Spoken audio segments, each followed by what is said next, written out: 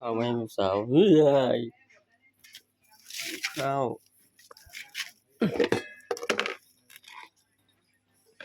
คอยนั่งคอยดีๆนั่งลงนั่งคอย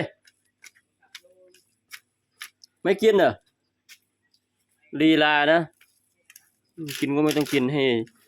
ยายจ่อยกินก็ได้วะไม่ต้องเลี้ยงแล้วไม่เลี้ยงแล้วหมานี่ไปอยู่กับFCท่านนะไปไหมอยู่กับFCเด้อเอาไปเลี้ยงเลยเด้อFCไผนี่ กินข้าวก็กินยาก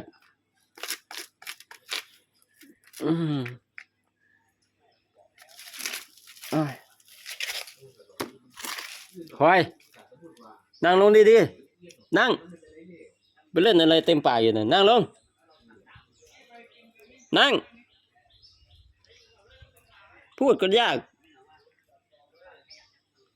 มันเป็นยังไงวะตะไคร้นี่วะ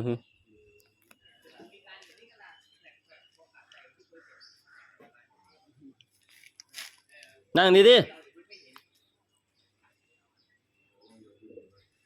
อ้วนก็อ้วนกินข้าวก็กินเยอะแต่ก่อนไม่เห็นกินเยอะขนาดนี้กินได้มีของดีๆเห็นไหมยายจ่อยนั้นกินไม่เลือกทีอันนี้เลือกเอาเลือกไม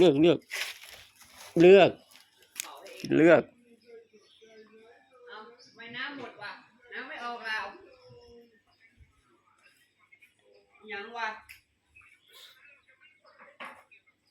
เขาเปิดฝั่งนู้นบัวอยู่นะ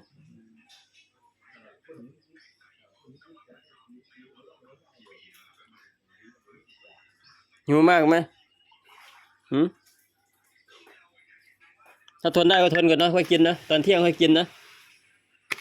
กินไหมไม่ว่าแต่ใครถ้าไม่หิวก็ไว้กินตอนเที่ยง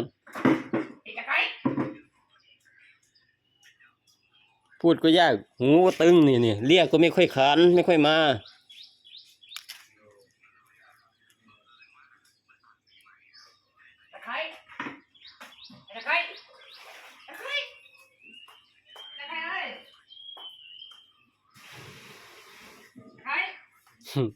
ไ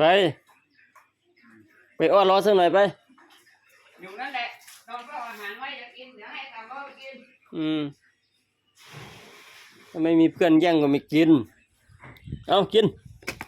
เลยเอาเวลาให้กินก็กินแต่ใครกินเลยลูกกิน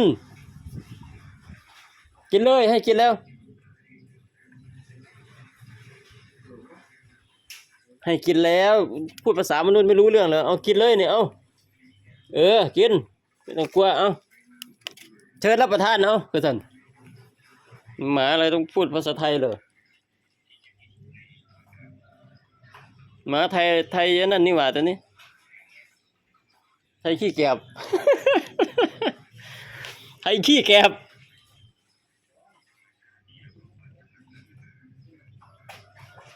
แค่นี้เลยพี่น้องหยอกฝากกดไลค์กดแชร์ด้วยเด้อ